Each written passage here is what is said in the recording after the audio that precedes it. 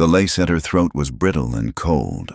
It was her mother's, cut and sewn onto a dress that did not fit, a dress meant for a woman, not a girl of 18. Delilah Rose kept her eyes fixed on the cracked wooden floor of the preacher's front room. The air smelled of stale tobacco and boiled cabbage. Outside, the wind moaned, a low, grieving sound that matched the hollowness in her chest. "And do you, Silas, take this woman?" She heard the man beside her grunt, "Mr. Silas Croft." He was a man of 40, perhaps more, with a face like damp dough and small, dark eyes that tallied everything they saw. He owned the town mercantile, the only one for 50 miles. He smelled of whiskey and curing salt. "I do," he said, his voice thick. "And do you, Delilah Rose, take this man?"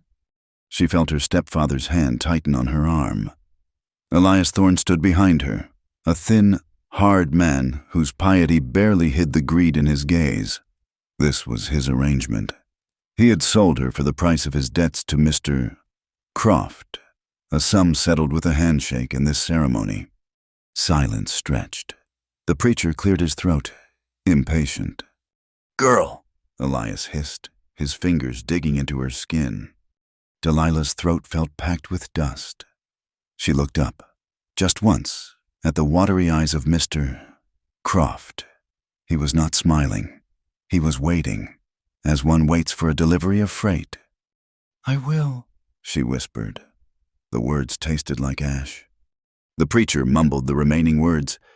Mr. Croft's hand, damp and heavy, grabbed hers. It was over in less than 5 minutes. Elias clapped Mr. Croft on the shoulder. "A fine day. Croft, a fine match." "She's quiet," Mr. Croft noted, his eyes moving over Delilah's thin frame. "That's good." He did not release her hand. He pulled her from the preacher's house and across the muddy street, toward the mercantile, her thin shoes, also her mother's, soaked through with icy mud. Elias Thorne did not follow. He was already headed to the saloon, his payment secure. The rooms above the store were dark. They were filled with the smells of the goods below, kerosene, dried apples, leather, and dust. Mr. Croft pushed Delilah inside and locked the door. The sound of the bolt sliding home was the sound of a coffin lid shutting. "Well, wife," he said, shrugging out of his heavy coat. "The town gave us a proper send-off." He was lying. The town had watched with apathy. She was a stray, and he was a man of property. This was the way of things. Delilah backed away until her shoulders hit the wall. She clutched the thin woolen shawl around her shoulders. It was the only thing left that felt like her own. "Take off the dress," Mr. Croft said. He was not looking at her, but at the whiskey bottle on his dresser. He poured a glass. Her hands would not move. Her breath came in short, sharp bursts. This was not a marriage. This was a purchase. The room felt small, airless. The single window was opaque with frost. He drank the whiskey in one pull and slammed the glass down. "Did you hear me? I paid good money. Your stepfather assured me you were obedient." He turned, and the look in his eyes made her stomach clench. He started unbuttoning his waistcoat. "No," she whispered. He laughed, a short, barking sound. "No, that ain't your choice, girl. Not anymore." He lunged for her. Panic, cold and absolute, flooded Delilah's body. It was a panic stronger than her fear of Elias, stronger than her hunger, stronger than the cold. As his hands grabbed the lace at her neck, she stopped thinking. She shoved him. She was small, but her terror gave her a sudden, wiry strength. She pushed with all her might, driving her palms into his soft belly. Mr. Croft, unbalanced and half-drunk, stumbled backward. He crashed into the small washstand, sending the porcelain basin and pitcher shattering to the floor. Water and ceramic shards sprayed across the boards. He bellowed, a sound of surprise and rage. That was all the time she needed. Delilah scrambled for the door. Her fingers fumbled with the bolt, her nails scraping against the cold iron. She heard him rising behind her, cursing. The bolt slid back. She wrenched the door open and fled. She ran down the narrow, dark staircase, her feet barely touching the steps. She burst into the main store below, a maze of barrels and counters in the moonlight. She heard him on the stairs, shouting her name. She did not bother with the front door. She ran to the back, toward the loading dock. She slammed her shoulder against the heavy bar, lifted it, and threw herself out into the night. The cold hit her like a physical blow. She landed in a drift of snow already ankle-deep. "Get back here, Mr. Croft roared from the loading dock. From the street, she heard her stepfather's voice, raised in anger. "You worthless girl! You bring her back! Croft!" Delilah did not look back. She clutched her shawl and ran. She ran past the sleeping blacksmith's shop, past the silent saloon. She ran toward the edge of town, where the last lantern light faded and the vast, open plains of Montana began. Snow was falling hard now. It was not a gentle snow. It was a swarm of icy needles, driven by a wind that seemed to blow from the top of the world. Her thin dress was soaked in moments. Her shoes, already ruined by the mud, filled with snow. She kept running. The small cluster of buildings vanished behind her, swallowed by the swirling white. There was nothing now but the wind and the darkness and the crushing cold. Her thin wedding slippers, never meant for this, tore on the frozen ground. The leather bindings snapped. She kicked them off, her feet landing bare in the snow. She cried out, a sharp gasp of pain, but she did not stop. The ground was uneven, studded with sharp rock and the frozen stalks of dead grass. She stumbled, fell, and rose again, her hands raw. She did not know where she was going. She only knew she could not go back. After an hour, or perhaps only a few minutes, she could no longer feel her feet. The pain had subsided, replaced by a heavy, wooden numbness. She knew it was a bad sign, but the knowledge was distant, unimportant. The need to move, to escape, was the only thing that mattered. Her breathing turned to ragged gasps. The cold burned in her lungs. She pulled the shawl tighter, but it was frozen stiff, offering no warmth. She began to see things. A light, warm and yellow, flickered just ahead. A cabin. She pushed toward it, but it danced away, always just out of reach. She saw her mother, standing by a fire, holding out her hands. "Just rest, Delilah." Her mother's voice seemed to whisper on the wind. "It's so warm here." She followed the voice. She stumbled up a low ridge, catching her bare foot on a shard of shale hidden by the snow. She felt a tearing sensation, but the pain was dull. She fell. This time, she did not have the strength to get up. The snow was deep here, drifted against a stand of pine. It felt soft. The wind died to a low hum. "I'm just so tired," she whispered to the vision of her mother. She curled into a tight ball, pulling the frozen shawl over her head. The world went gray, then black. Wade Coulter liked the snow for one reason. It kept the world away. It muffled sound, erased tracks, and kept the fools in town huddled around their stoves. It left him and the mountains to their own silent company. He was leading his horse, steady through the drifts, a load of freshly cut pine tied to the saddle. He had a cabin hidden miles from the town, tucked into a fold in the foothills where no one ever thought to look. He had built it himself, and it was the only place he had felt anything close to peace since the war. He was checking his trap lines on the way back, his gaze scanning the ground by habit. He saw the anomaly from 20 yards away. It was the color that caught his eye first, a patch of white that did not belong, huddled at the base of a pine ridge. He squinted against the driving snow. A deer, maybe, caught in the drift. He left steady and walked closer, his rifle held loosely in one hand. The wind gusted, pulling the snow aside like a curtain. It was not a deer. It was a person. He stopped, his body rigid. A woman. She was wearing a thin white dress, now plastered to her body, and was half buried in the snow. Wade cursed, the words ripped away by the wind. Damn it all to hell. He did not want this. He did not want company, did not want trouble, did not want a body on his conscience. He wanted to turn around, get back to his cabin, and drink his coffee until the storm passed. He moved closer. He knelt, his knees sinking deep. He brushed the snow from her face. She was young, pale as alabaster, with blue lips. He put his gloved fingers to her neck. He felt nothing. He pressed harder, searching. A pulse, faint, thready, but there. He looked at her feet. They were bare, caked in frozen mud and dark, frozen blood. She was clutching a shawl that was as stiff as wood. A memory flashed in his mind, unwanted and sharp. A burning farmhouse, the smell of smoke, and a woman he had been too late to save.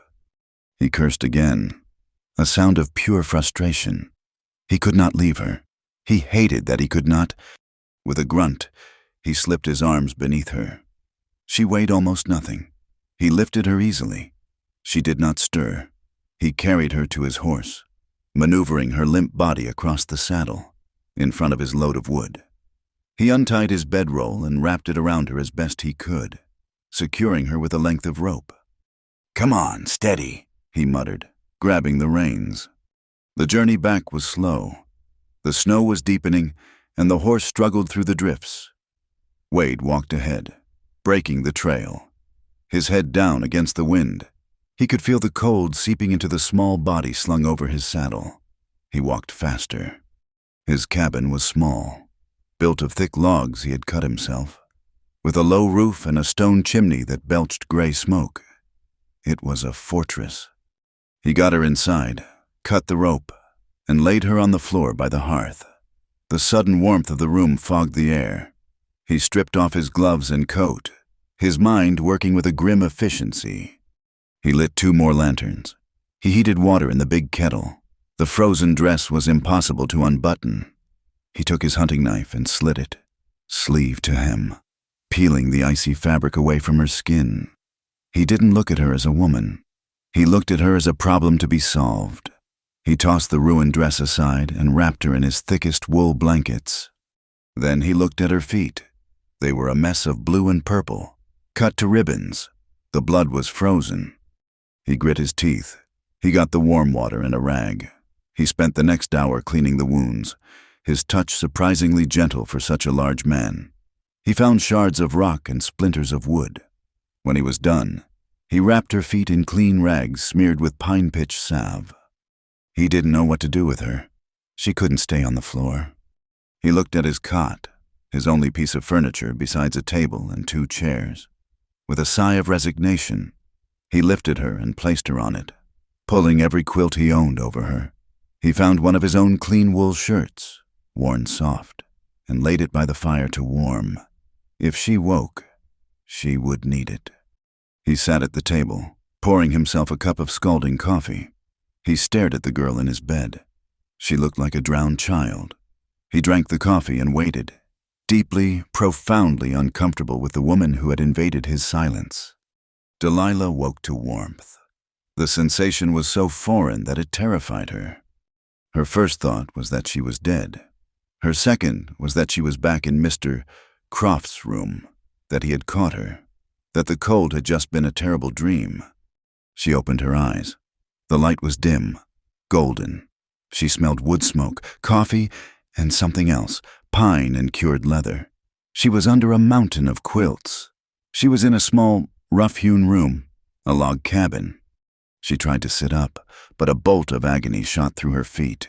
So sharp, it stole her breath. She cried out and fell back. A shadow moved in the corner. A man was sitting at a small table, watching her. He was a large man, not heavy like Mr. Croft, but dense with muscle and stillness. He wore a flannel shirt and dark trousers, and he had not shaved in some days. His hair was dark, his face carved with hard lines. Delilah scrambled backward, dragging the quilts with her until she hit the log wall. Her heart hammered against her ribs. "Where am I?" she demanded, her voice a dry rasp. "Who are you?" The man did not get up. He just watched her, his expression unreadable. "You're in my cabin," he said. His voice was deep and rough, like gravel washed in whiskey. "Found you near the pine ridge. You were half frozen." She looked down. She was wearing a man's long undershirt, thick and gray. Her feet were heavily bandaged. You undressed me?" A flicker of something, annoyance, maybe, crossed his face. "Your dress was frozen solid. Had to cut it off. You can have that." He nodded toward the hearth, where a dark blue wool shirt was warming. He stood, and Delilah flinched. He was even taller than she had thought. He picked up a tin cup and ladled something from a pot hanging over the fire. He set it on the table, far from his own chair. "There's broth and water. Your feet are cut bad. You run again. You'll lose them. Or die. Makes no mind to me. But it's a waste of my bandages." He picked up a heavy coat and his rifle. "Don't touch my things," he said. Then he opened the door and disappeared into the gray, swirling snow. Delilah was left alone in the sudden silence, broken only by the crackle of the fire and the howl of the wind. She stared at the closed door. He hadn't hurt her. He had saved her. But he looked at her with a coldness that was almost as frightening as Mr. Croft's malice. She drank the broth. It was thin but hot, and it burned a trail of life back into her stomach. She looked at the clothes he had left. She waited until she was sure he was truly gone, then swung her legs carefully off the cot. The pain in her feet made her dizzy, but she gritted her teeth. She pulled the warm, heavy wool shirt over her head. It drowned her, the sleeves hanging past her fingers, the hem falling to her knees. He had left a pair of wool trousers, too. She pulled them on, belting them tight with a length of rope she found. Dressed in his clothes, she felt marginally safer. She spent the rest of the day huddled by the fire, watching the door. Wade Coulter did not return until dusk. He had spent the day chopping wood he did not need. The rhythmic strike of the axe, the only thing that could quiet his mind. He hated having her in his cabin. Women meant trouble. They meant noise and feelings and demands. This one was broken. Broken things were dangerous. They reminded him of his own failures. He came in without a word, shaking the snow from his coat. He saw her by the fire, wearing his clothes. She looked like a child playing dress-up. He looked away, his jaw tight. He moved to the far side of the room, checking the load on his rifle, making coffee. The silence in the small room was thick, heavy as wet wool. He ate his own meal, beans and salted pork, standing by the door, as if ready to flee. Delilah ate more broth, her eyes tracking his every movement. She was terrified of him. He was deeply uncomfortable with her. When the last of the light faded, he tossed a bedroll onto the floor near the door. "You take the cot," he said. It was not an offer, it was an order. He turned his back to her, pulled off his boots, and lay down in the bedroll, facing the door. Within minutes, his breathing was deep and even, though Delilah suspected he was not truly asleep. She lay in the cot, her bandaged feet throbbing. The cabin was warm. She was fed, and she was safe from Mr. Croft, but she was trapped in a blizzard with a stranger who looked at her like she was a ghost. She fell into an exhausted, fitful sleep. She dreamed. She was back in the store, the smell of whiskey and damp wool filling her nose. Mr. Croft's face was close to hers, his eyes wet. Then it was her stepfather's face, his hand open, waiting for the silver. He was telling her she was worthless, that she had ruined him. The hand grabbed her arm, the fingers digging in, pulling her down. Delilah woke with a thin, broken sound, half sob, half scream. She was sitting bolt upright, the quilts clutched to her chest, tears streaming down her face. The cabin was dark. The fire burned low to red embers. Across the room, the man was on his feet. She saw his silhouette against the faint light from the window. He had risen in one silent, fluid motion, but he did not move toward the cot. He stood perfectly still, listening to her ragged breathing. She tried to stifle her sobs, ashamed of the noise, afraid of what he would do. Wade heard the crying. Every muscle in his body tensed. He wanted to go to her, to tell her to be quiet. He wanted to shake her. He wanted to comfort her. He did none of those things. Comfort was a lie he did not tell, and he was not a man built for softness. He was the man who caused the tears, not the one who dried them. He grabbed his coat from the peg.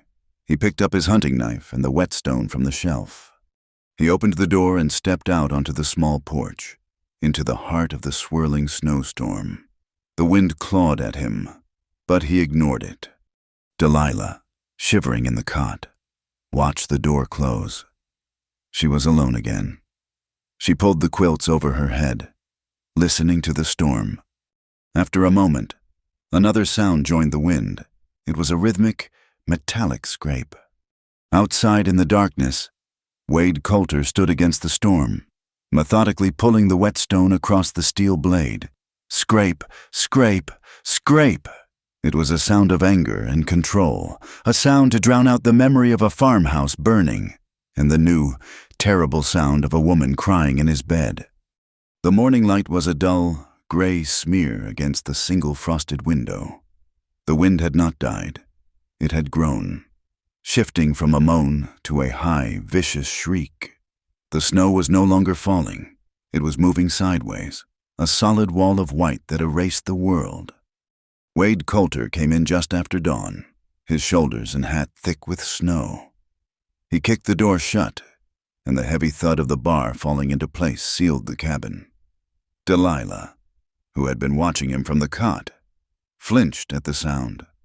He ignored her, moving to the hearth. He spent a long time shaking the snow from his coat, his back to her. The tension from the previous night remained. He had not slept in the cabin. She had not slept at all. "Storm settled," he said, his voice rough. "We'll be in here 3, maybe 4 days, maybe longer." Delilah swallowed, clutching the heavy quilt. "What will we do?" He turned, his gaze finally landing on her. It was cold, impatient. "You will stay alive. First, you learn the stove. I won't have you freezing or burning us out." He walked to the black cast-iron stove that dominated the far wall. He opened the flue, his movements economical. "This is the damper. You keep it open when you start. Close it halfway when the wood catches. You feed it pine to start, oak to hold. You don't ever let it go out." He handed her a small bundle of dry tinder and a striking flint. "You light it." Her hands trembled. She had never been allowed near the stove at her stepfather's house. She knelt on the rough floorboards, the cold seeping through the wool trousers. She fumbled with the flint. A spark flew, died. Another. "Not like that," he grunted. He knelt beside her, his sighs blotting out the light from the fire. He took the flint. "Quick, hard, strike down." He struck it. A bright spark caught the tinder, which smoldered, then bloomed into a tiny flame. He did not look at her. He just built the fire, adding the kindling, then the larger logs. "Now the beans," he said, standing. He pointed to a burlap sack in the corner. "Pot is there. Water is in the bucket. You sort them. Any rocks, any black ones, you toss them out. You wash them, then you boil them." He was not asking. He was giving her the terms of her survival. She nodded, her throat tight. While the wind howled and the small cabin grew warm, she worked. Her first task was her feet. The bandages were stiff, and the pain had returned. A deep, hot throb. Wade was at the table, cleaning his rifle, the pieces laid out on an oiled cloth. I need more water," she said. He looked up. He saw her glance at her feet. He put the rifle down, got the kettle from the hearth, and poured warm water into the basin he had used the night before. He brought it to the cot, along with fresh rags and the pot of salve. He watched, expecting to have to do it himself. Delilah took a ragged breath. She unwrapped the crude bandages. The sight of her own feet made her stomach turn. The cuts were deep, the skin around them an angry purple, swollen and raw. She dipped a rag in the warm water, wringing it out. She pressed the rag to the worst cut. She bit her lips so hard she tasted blood, but she made no sound. Wade watched her. He watched her clean every wound, her movements jerky with pain but determined. He saw the set of her jaw, the way she refused to cry out. When she was finished, she looked up, her face pale. He said nothing. He just pushed the salve pot closer. She worked the thick, dark salve into the wounds, her touch gentle. Then she rewrapped both feet with the clean strips of cloth. Only when she was done, her hands shaking, did he turn back to his rifle. They existed in this silence for 2 days. The world was nothing but the howl of the wind and the crackle of the fire. Wade taught her to check the snares he kept on the porch, how to bank the fire at night. She cooked the beans and the salt pork, and she mended the small tears in his flannel shirts, her stitches tiny and neat, a skill from a different life. On the 3rd night, the silence finally broke. They sat by the fire, the storm a dull roar. Delilah had been quiet for an hour, staring into the flames. "He told the preacher I was obedient," she whispered. Wade did not look up from the harness strap he was mending. "My mother," she continued, her voice gaining a small strength. "She died when I was 10. She was soft. She liked to sing. Elias, my stepfather, he hated the singing." She traced the grain of the wooden floor. "He was a hard man. He read the Bible every night, mostly the parts about punishment. He said the world was full of sin, and a woman's vanity was the worst of it. He said I was vain, for wanting to read, for brushing my hair too long." Wade's hand stilled on the leather. "When Mr. Croft's wife died, Elias started taking his suppers at the Mercantile. Mr. Croft is wealthy. He owns everything. Elias owed him. He owed him for supplies, for drink." She looked at Wade, her eyes wide and clear in the firelight. "I was the payment. He told me it was my duty. He said God required it. I had no say. No one asked me." She pulled the quilt tighter. "I tried to be obedient. I truly did. But when he locked that door, when he started, I knew it was not what God required. It was not holy. It was a sin." She finished, breathless, ashamed. She had said too much. She had burdened this silent, hard man with her ugliness. Wade sat for a long time. He did not grunt. He did not nod. He set the harness strap aside. He stood, went to the stove, and poured a cup of coffee. He drank it. Then he went to a small wooden chest in the corner, one she had not seen him open. He took something out. He walked back and dropped it on the cot beside her. It was a heavy wool coat, dark gray, lined with fleece. It was old, but clean, and impossibly warm. "It will be cold when the storm breaks," he said. He went back to his chair and picked up the harness. Delilah stared at the coat. It was the kindest thing anyone had ever given her. The next day, she saw him pick up the ruined wedding dress. It was still in the corner where he had tossed it, a frozen, muddy heap. He brought it to the table. She watched, horrified. As he laid it out, he took a heavy needle and a spool of thick, black thread from his kit. He did not try to fix the lace. He did not try to make it beautiful. He found the long, clean slice he had made with his knife, from the neck to the hem, and with rough, strong, utilitarian stitches, he sewed the dress shut. He was not mending a wedding gown. He was mending a piece of fabric. He was making it whole, making it useful. When he was finished, he folded it, with a strange precision, and placed it on the chest. He did not look at her, but Delilah understood. He was closing the wound. He was giving her back a piece of armor, however scarred. The storm raged on. That night, the cabin felt smaller, the air thicker. The shared tasks and the forced proximity had woven a strange, thin thread between them. The fear she felt had lessened, replaced by a deep, unsettling curiosity. They sat by the fire again. She on the floor, wrapped in her new coat. He in his chair, sharpening his knife on a whetstone. The sound was rhythmic, metallic, scrape, scrape. "Wade?" she asked. She had heard him say his own name to his horse once, in the barn, and had kept it a secret. The scraping stopped. He looked at her. I wanted to ask," she faltered under his gaze. Have you ever been married?" The question hung in the air. He turned his head, staring deep into the fire. The light caught the hard planes of his face, the old, pale scar that ran from his temple to his jaw. He looked like a man carved from the same mountains that trapped them. She thought he would not answer. She thought he would get up and leave, or tell her to be silent. "No," he said. The word was a stone dropped into a well. He was quiet for so long she thought that was all. But then he spoke again, his voice low, almost to himself. "I tried to save someone once. She didn't want saving."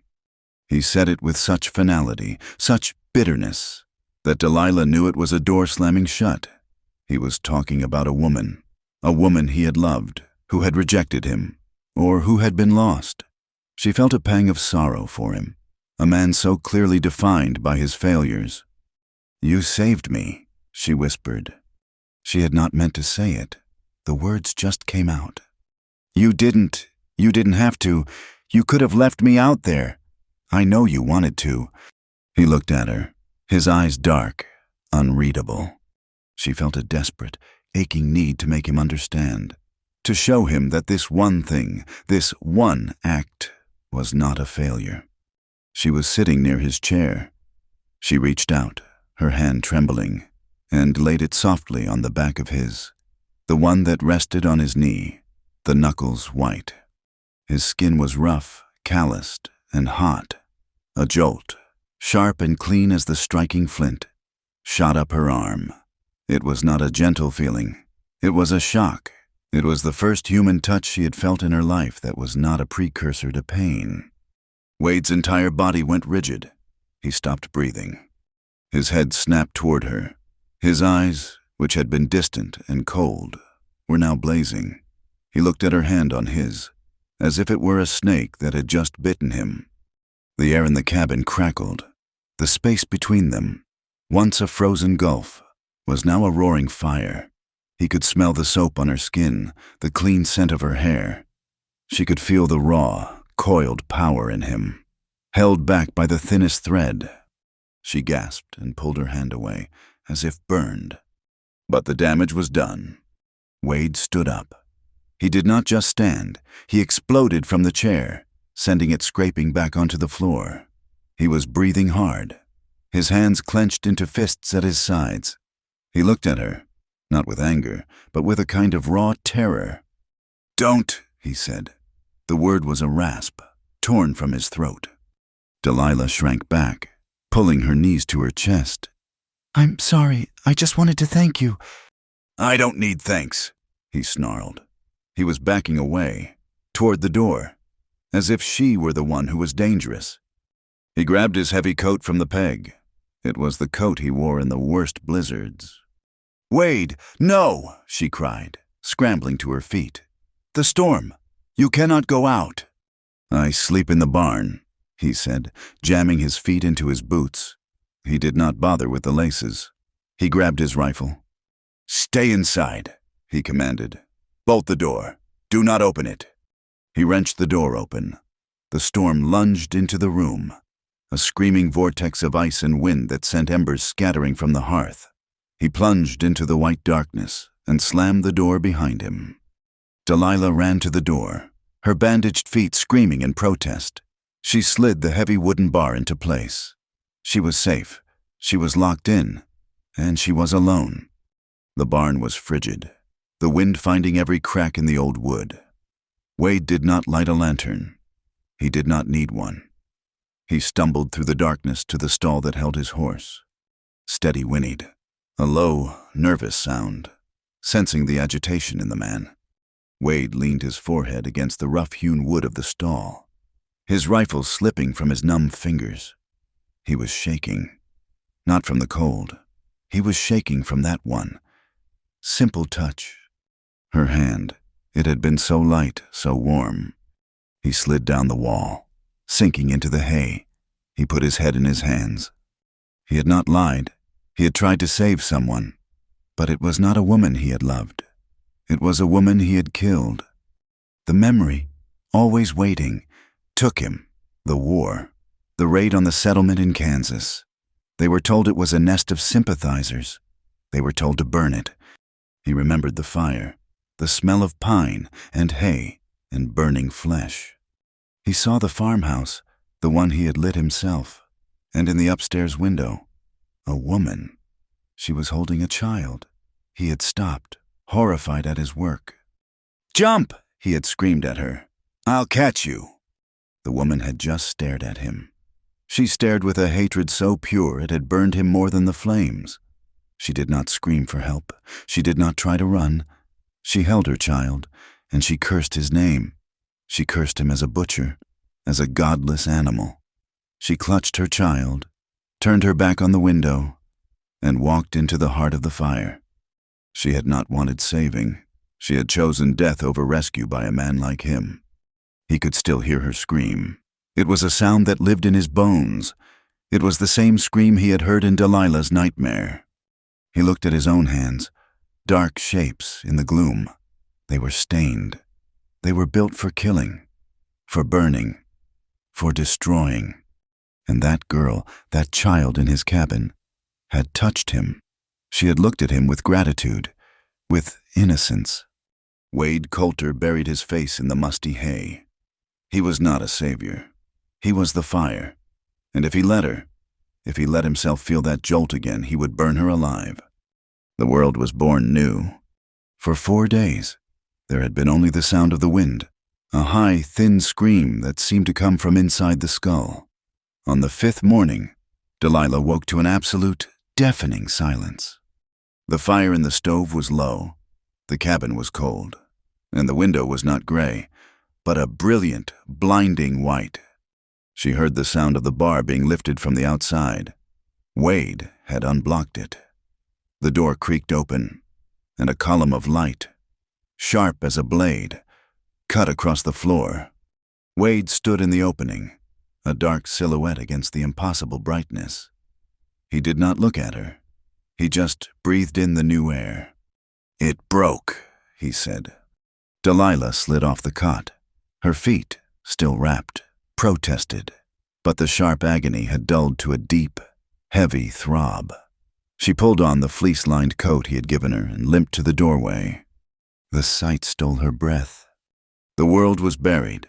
The snow was piled in great sculpted drifts, high as the cabin's roof in some places. The sky was a piercing, painful blue. The sun on the snow was so bright it made her eyes water. There were no trees, only white pillars where they stood. The silence was perfect. "The water buckets are low," Wade said, his voice quiet, as if not to break the spell. He picked up 2 empty wooden buckets. "We'll gather snowmelt. You stay on the porch. The drifts ain't stable." She followed him onto the small porch. The cold was clean, not the biting, malicious cold of the storm. He pointed to a patch on the south side of the roof, where the sun had already begun its work. Icicles, thick as a man's arm, hung from the eaves. He broke one off, clean, and dropped it into a bucket. He started gathering the cleaner snow from the top of the drifts he could reach. Delilah, eager to help, to earn her keep, began breaking the smaller icicles and adding them. They worked in silence. The only sound the crunch of the snow and the clatter of ice. When the buckets were full, they brought them inside, setting them near the stove to melt. "I need to check the traps, and the wood pile is buried." He paused, looking at her. He seemed uncomfortable, awkward in this new, shared world. His escape to the barn had created a new tension, a line she knew she must not cross. I can help," she said, her voice small. "I can cut vegetables. If you have them, I can mend." He looked at her, then at his own supplies. "We're low on kindling." He went to his tool chest and took out a small knife, its blade no longer than her hand, but razor sharp. He also grabbed a log of dry pine. He sat on the hearth, not near her, and began to shave the wood. He did not chop. He drew the blade along the grain, and thin, perfect curls of wood fell away. "This is how you make tinder that catches," he said. "You don't fight the wood. You find its grain. You use the blade." He held the knife out to her, handle first. She looked at it, then at him. It was a tool. It was trust. She took it, her fingers brushing his. He did not pull away this time, but he tensed. She tried. Her first attempt was clumsy. The blade bit the wood and stopped. "No," he grunted.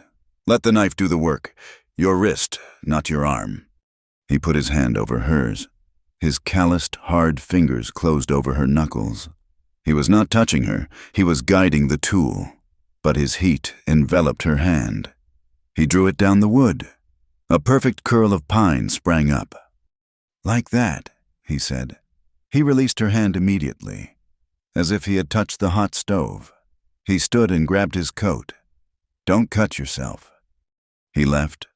Delilah spent the next 2 hours shaving the pine. She focused on the blade, on the scent of the wood, on the simple, repetitive task. She focused on anything but the feeling of his hand closing over hers. A rhythm developed. It was not planned. It simply grew, born of necessity and the vast, empty silence of the mountains. Wade was gone most of the day. He shoveled pathways, dug out his woodpile, and reset his traps. He came back each evening covered in snow, exhausted and silent. Delilah took over the cabin. She kept the fire fed.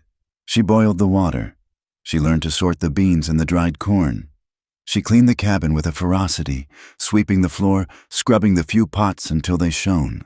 She was nesting. She was making herself useful. She was proving she was not a burden. He had brought back 2 rabbits one afternoon. He skinned them outside, his movements quick and brutal, but economical. He handed her the meat. She looked at it, her stomach churning. She had never cooked meat. Elias had always said it was a man's work, or that she would spoil it. I don't know how," she whispered, ashamed. Wade sighed, a sound of deep impatience, but he did not yell. He took the pot, cut the meat, and threw it in with water and the last of his onions. "You make stew," he said. "You boil it. You add salt. You wait.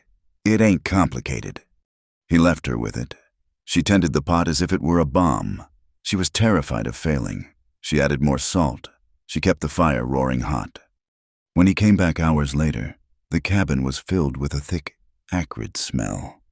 Delilah was near tears, her face flushed from the heat. "I think I burned it." Wade came to the stove. He lifted the lid. A cloud of steam billowed out. The stew was a thick, dark paste at the bottom of the pot. He took a spoon, dipped it in, and tasted it. Delilah braced herself. She waited for the curse, the anger, the back of his hand. Wade's expression did not change. He chewed. He swallowed. He looked at the stew, then at her. A strange sound rumbled in his chest. It was a short, rough cough. He turned away, but she saw his shoulders shaking. It took her a full 10 seconds to realize he was laughing. It was a silent, rusty laugh, as if the mechanism for it were broken, but it was real. "Well," he said, his voice choked, "it ain't rabbit anymore. It's salt. And it's char." He took the pot, went to the door, and dumped the black mess into the snow. Delilah stared. "You're not angry?" He turned, the smile gone, but the hardness in his eyes had softened. "It's just stew. Girl, we'll eat beans." That night, they ate beans and hardtack, sitting at the small table. It was the first meal they had shared, not as captive and captor, but as 2 people in a room. The burnt stew had done more than the storm to settle the air between them. Wade began to talk. Not much, but enough. He told her how to tell a fox track from a coyote's. He told her which pine cones held edible nuts. She listened, soaking in the simple, practical knowledge. It was a language of survival, not judgment. The thaw came in earnest. The world began to drip. The sun had a new, genuine warmth. One afternoon, the cabin grew stuffy. Wade had been splitting the logs he'd salvaged from the woodpile. He came back inside, sweating, and pulled his damp flannel shirt off. Delilah was mending his other shirt. She looked up, and her breath caught. She had seen him as a large man, a shape of power and shadow. Now, in the bright afternoon light, she saw the man himself. His back was to her as he washed his face and chest in the basin. His shoulders were broad, the muscles moving smoothly under his skin. But his skin was not perfect. It was a map of his life. She saw the long, pale line of the scar on his face continued down his neck and on his back. There were two puckered, circular scars, one high on his shoulder, one low, near his ribs. Bullet holes. He turned, wiping his face on a small towel. He saw her staring. Delilah dropped her gaze, her face burning hot. She felt a strange, terrifying curl deep in her stomach. It was a heavy, pulling ache. It was not the fear she had felt for Mr. Croft. It was not the dutiful obedience she had been taught by Elias. This was something else. This was a deep, painful curiosity, a longing. She wanted to know what his skin felt like. She wanted to trace the scars. The feeling terrified her. It felt like a sin. It felt like the vanity her stepfather had always warned her about. She jabbed the needle into the fabric, her hands shaking. Wade watched her for a moment. He saw her flush, the way her breathing quickened. He knew that look. He had seen it before, in other women, in other lives, and it had always meant trouble. He put his shirt back on, his movement stiff. The easy rhythm of the cabin was broken. The air was charged again. That night, the silence was heavy. The laughter over the burnt stew was gone. Delilah could not stop seeing his back, the muscles, the scars. Wade could not stop seeing the look in her eyes. He sat by the fire, oiling his rifle, his back to her. Delilah could not stand the tension. She had to know. She had to understand the man who had saved her, the man who laughed at burnt stew but flinched from her touch. The man who was covered in the marks of violence but had shown her only gentleness. She stood from the cot. She walked across the small room. He heard her, and his hands stopped moving on the rifle. She stopped just behind him. Wade? What? It was not a question. "Why are you here?" she asked, her voice a whisper. "In this cabin, all alone." He did not answer. He put the rifle down and stared into the fire. You're not like the men in town," she pressed, emboldened by the silence. "You know things. You're not just hiding, you're punishing yourself." He turned his head. His profile was hard in the firelight. "You should go to sleep, girl." "I want to know," she said. "Please."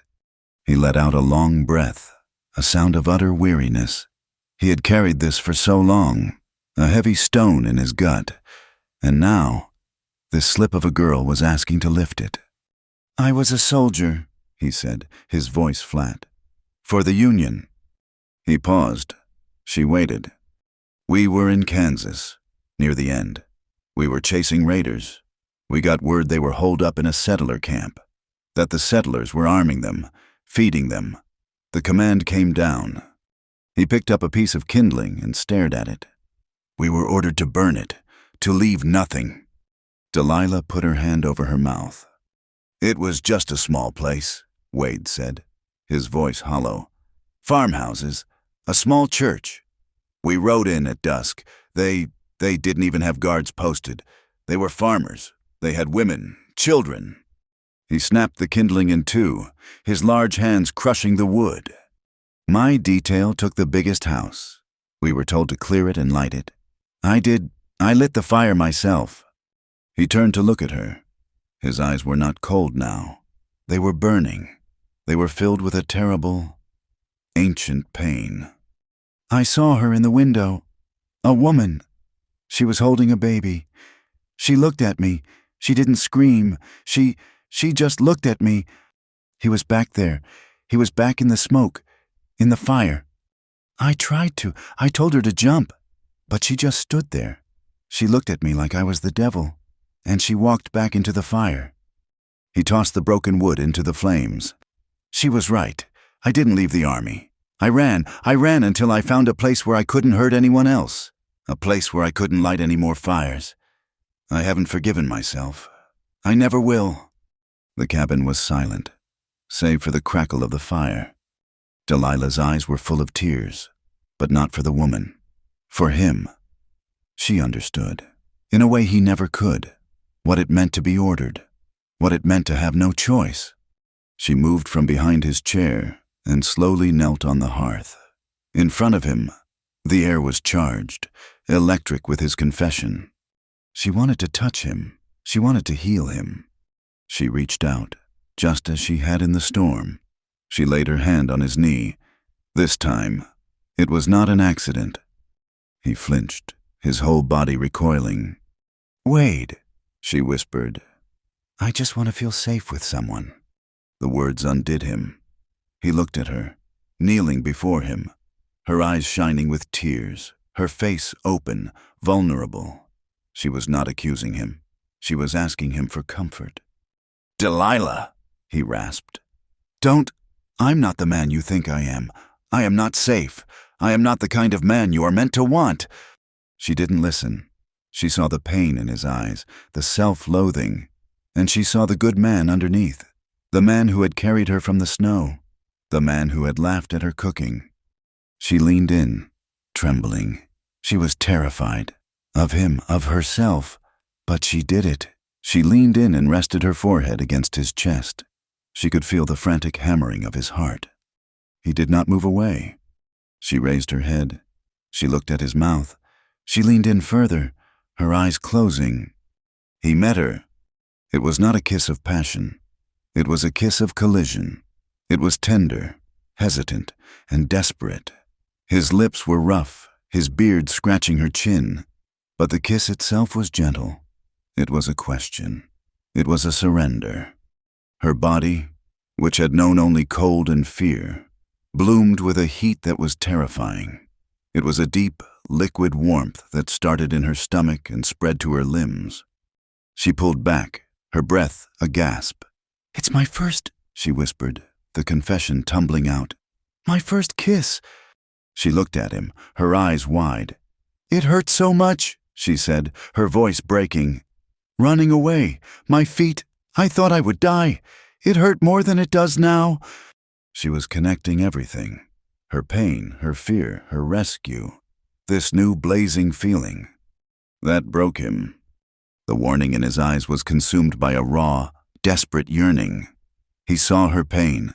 He saw her innocence. And he saw her need. He put his hands on her arms, his grip hard, and lifted her to her feet. And then, with one smooth, powerful motion, he scooped her up into his arms. Delilah cried out, a small sound of surprise. Her arms went around his neck instinctively. He carried her the few steps to the cot. The air was thick, suffocating. This was it. This was what she had run from. But it was not the same. It was not Mr. Croft. This was Wade. He laid her down on the quilts. He did not release her. He loomed over her. His hands braced on either side of her head. He was breathing like a man who had run a mile. He looked into her eyes, and the battle he was fighting was plain to see. He wanted her. He lowered his head and kissed her again, and this time there was no tenderness. It was pure, starving hunger. It was the kiss of a man who had denied himself for years. It was rough and deep, and it took her breath. She trembled beneath him, her hands clutching his shirt. She was frightened, but she was not resisting. He broke the kiss. He looked at her parted lips, her wide, terrified, trusting eyes. He looked at this girl who had been sold, who had run, who had come to him with broken feet and a broken past. He saw the woman in the fire. He pushed himself off the cot, stumbling backward as if he had been shot. "Wade," Delilah whispered, sitting up, her voice shaking. He stood in the middle of the room, his back to her, his hands clenched. "No. Did I do something wrong?" she cried, the tears coming fast. He turned. His face was a mask of agony. "You did nothing wrong." He walked to the cot. He sat on the edge, but he did not touch her. "Delilah," he said, his voice hoarse, "you deserve more than this. You deserve more than a man's need. You are hurt. You are scared. You are turning pain into want." He finally looked at her. "I won't be the man who takes advantage of that. I won't be another man who just takes." She stared at him, the tears streaming down her face. She was not crying from fear. She was crying from a profound, shattering sense of relief. He had stopped. He was the only man in her life who had ever said no for her. She collapsed, not in passion, but in exhaustion. She cried into the quilts, all the fear of Elias, all the terror of Mr. Croft, all the confusion of the last week pouring out of her. Wade's resolve broke. He sat on the cot and pulled her against him. He did not lay her down.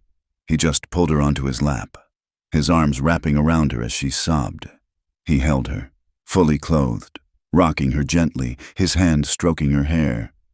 "You're safe," he whispered into her hair. "You're safe." He held her like that all night. The fire burned down to embers. The cabin grew cold. Neither of them slept. He held her through the nightmares. And she clung to him, a survivor clinging to the first solid rock she had ever found. The night he held her changed the air in the cabin. When morning came, he had not moved. She had woken, still curled against his chest, her face tucked beneath his chin. He was awake. He had been awake all night, his arms a rigid, warm cage around her.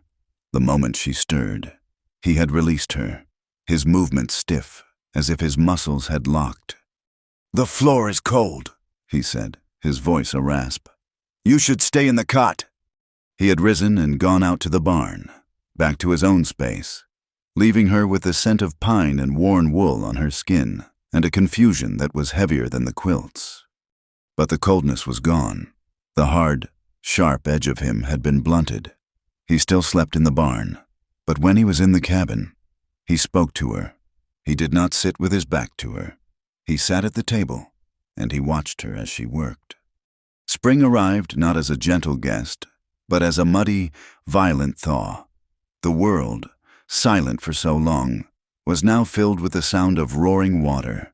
The snowdrifts collapsed, the streams overflowed, the ground, frozen hard as iron, turned to a deep, clinging mud. With the thaw came work. The cabin, which had been a fortress, now felt like a cage. "We need a garden," Wade said one morning, staring out the door at the patch of south-facing mud. "If you're to stay." The words hung in the air.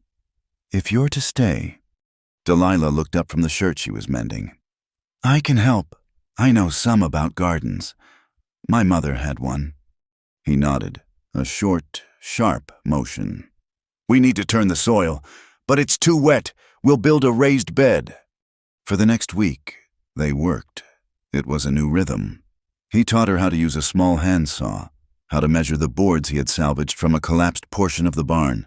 Her hands, soft and pale, grew raw. She got a splinter, and he pulled it out with the tip of his knife, his touch so brief and concentrated it made her stomach flutter. She was healing. Her feet, though scarred, were whole. She could wear the heavy wool socks he gave her, and she limped only slightly. The work was hard, but it was good. It was the first time in her life her body had been used for her own survival. They hauled rocks from the creek bed to line the bottom of the wooden frame. They carried buckets of drier soil from the pine forest. They worked side by side, their shoulders sometimes brushing. Each time, a jolt passed between them. They did not speak of the night he held her. They did not speak of the kiss. But it was there. in every shared glance, in every moment he passed her a tool. One afternoon, as they rested, their backs against the new, empty garden bed, Delilah spoke into the silence. "If I didn't have to go back," she said, testing the words, "what could I do?" Wade was cleaning mud from his hands with a rag. He stopped. "What do you mean?" "In the town, I was nothing. I was Elias's stepdaughter. I was Mr. Croft's property. I cannot be that again. But I cannot stay here forever, can I? I cannot be your burden." He turned to look at her. The sun was warm on her face, and the weeks of mountain air and steady food had brought a faint color to her cheeks. Her hair, which she now braided neatly, had grown thick. "You ain't a burden," he said, his voice low. "You work hard. You're quiet." "But I am not a man. I cannot hunt. I cannot live like you." "You can learn," he said. "You learn the stove. You learn the saw." He looked at her hands. "You read. I've seen you with the almanac." She flushed. "My mother taught me. Elias said it was a sin." "It ain't a sin. It's a tool, same as a knife." He tossed the rag aside. "You could be a teacher, in a new place, a place where they don't know your name, or you could work in a dress shop. Your stitching is fine.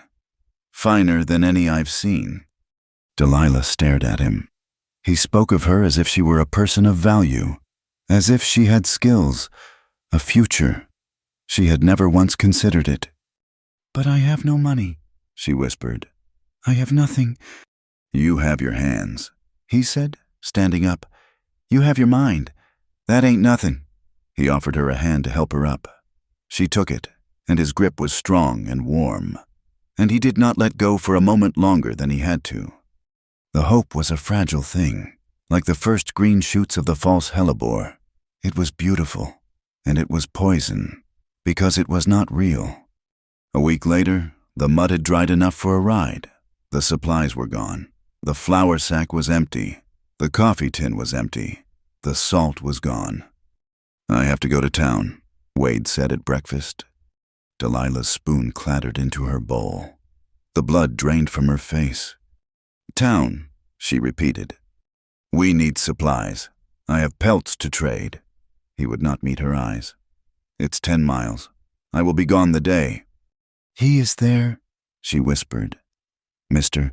Croft and Elias. They will see you. They will ask questions. I've gone to town before. They know me. I'm just a trapper in the hills. They don't know I have you." "But what if they follow you?"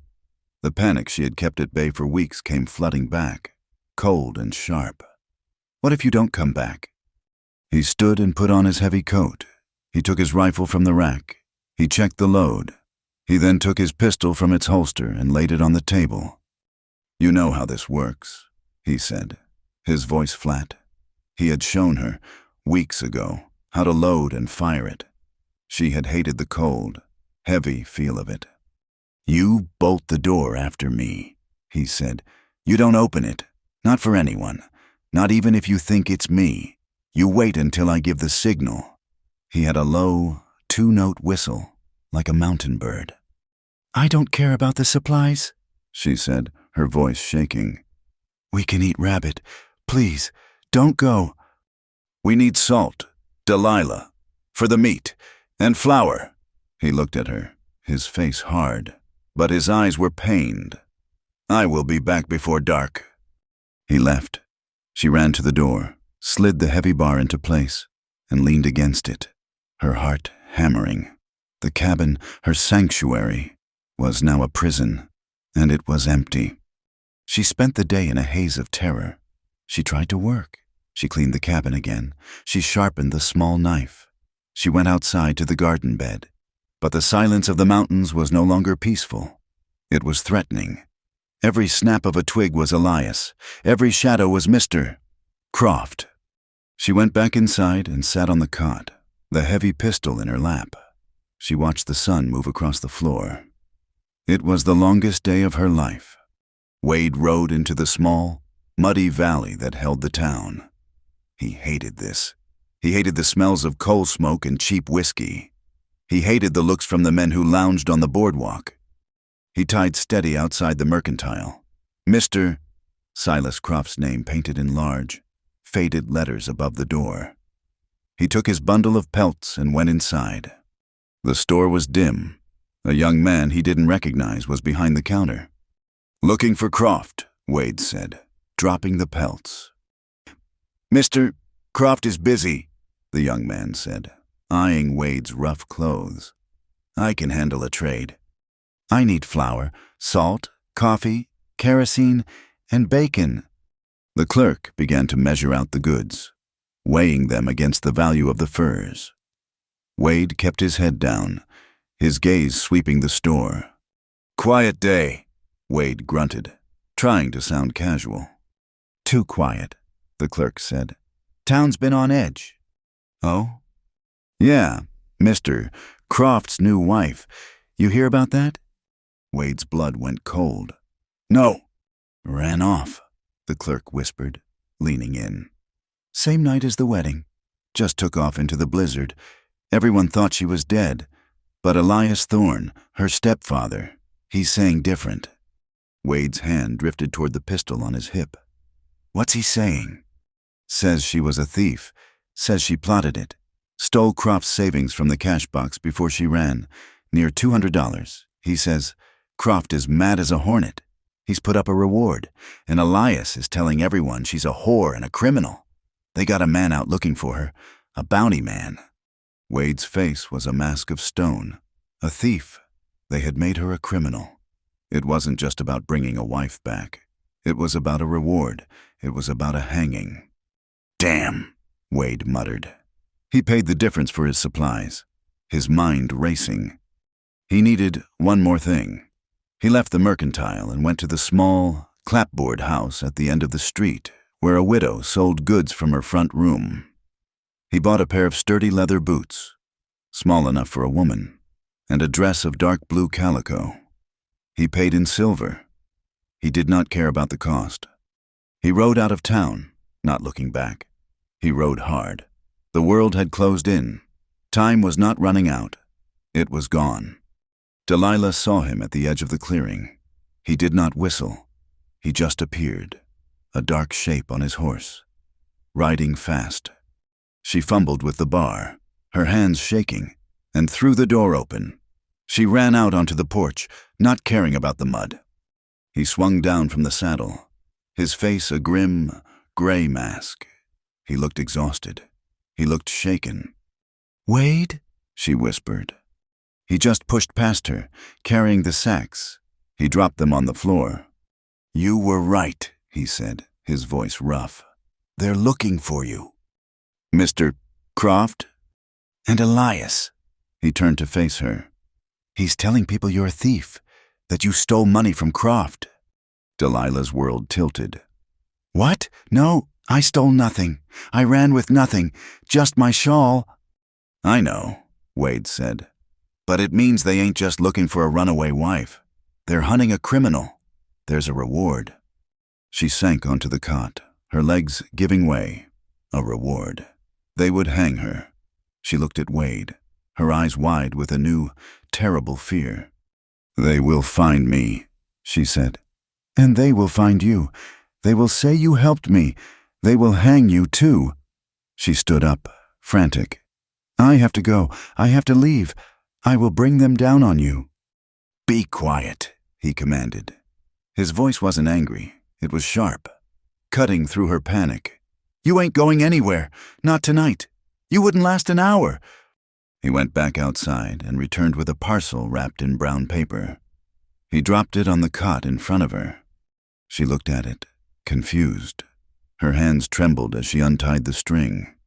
It was the dress, simple, dark blue calico, with a high neck and long sleeves. It was a dress for working, for living, not for being sold. Beneath it were the boots. They were new, the leather smelling rich and clean.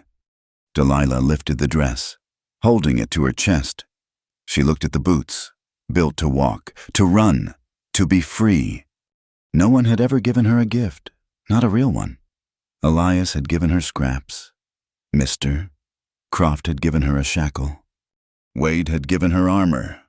She looked up at him, her eyes flooding with tears. He was standing by the fire, his back to her, his shoulders slumped. He had gone into the den of her enemies. He had faced them, and he had returned, not just with salt, but with a future. He was shaken. He was in danger, and he had done it for her.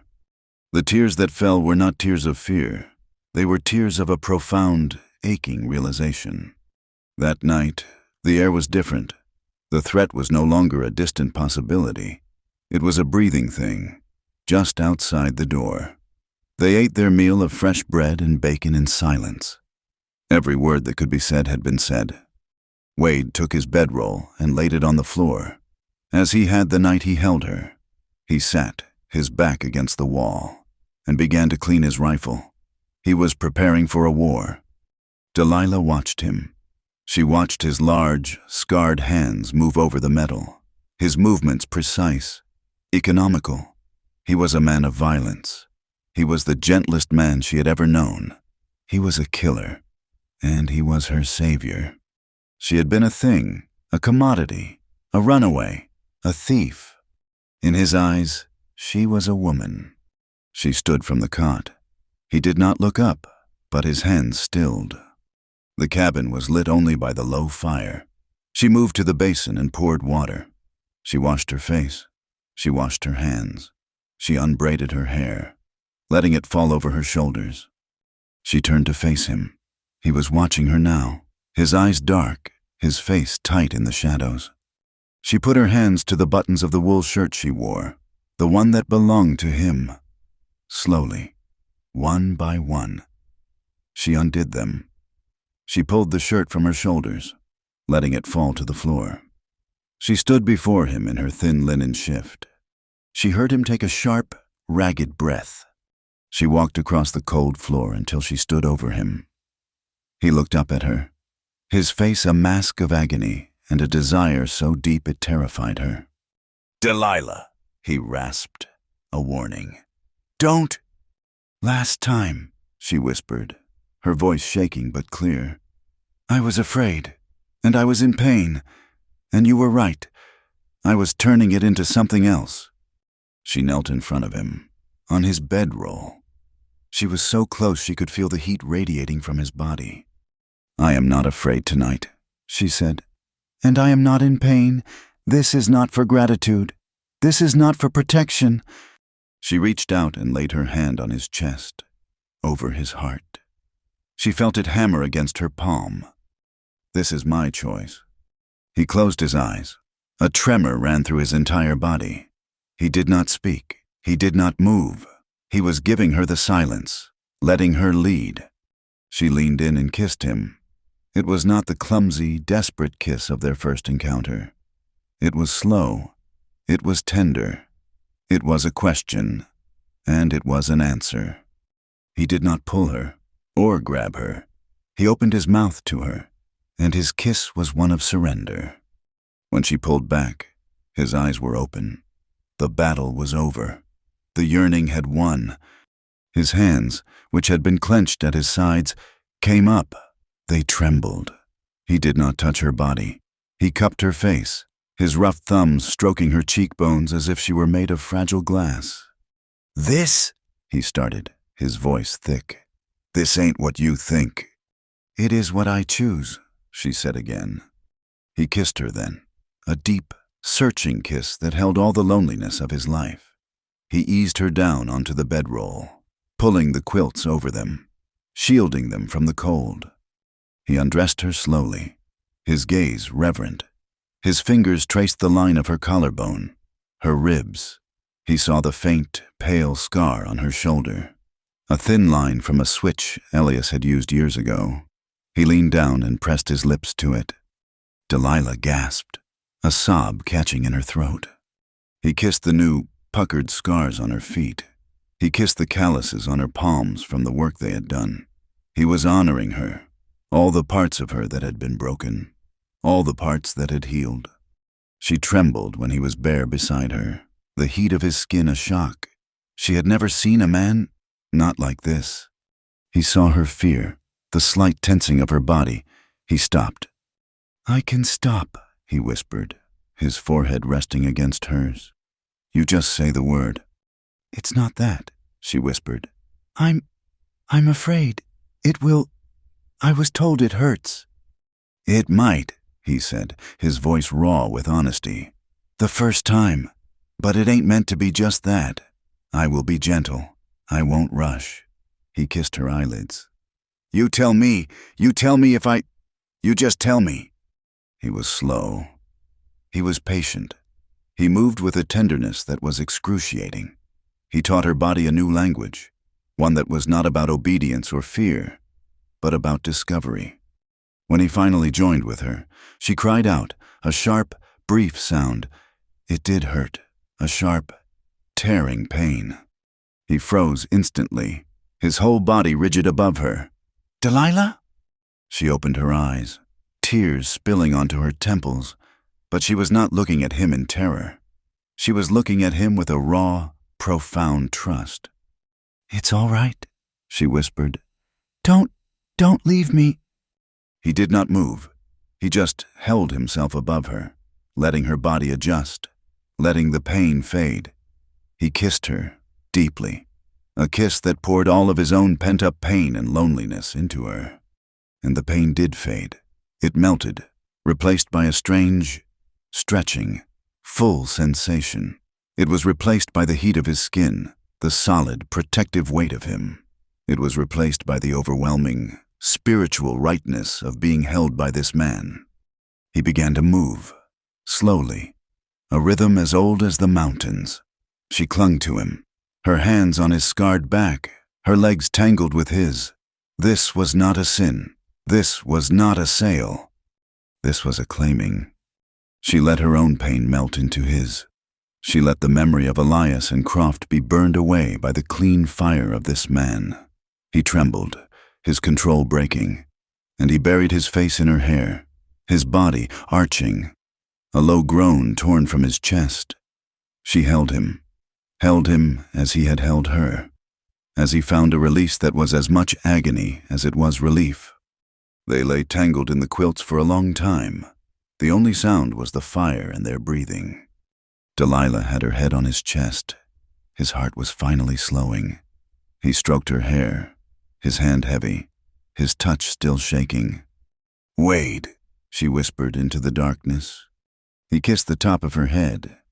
"I've never felt," she began, trying to find the words. "I've never felt safe before. Not really. I don't think I've ever felt anything close to love before." The word hung in the dark cabin. Love. Wade went still. He said nothing. The hand in her hair paused.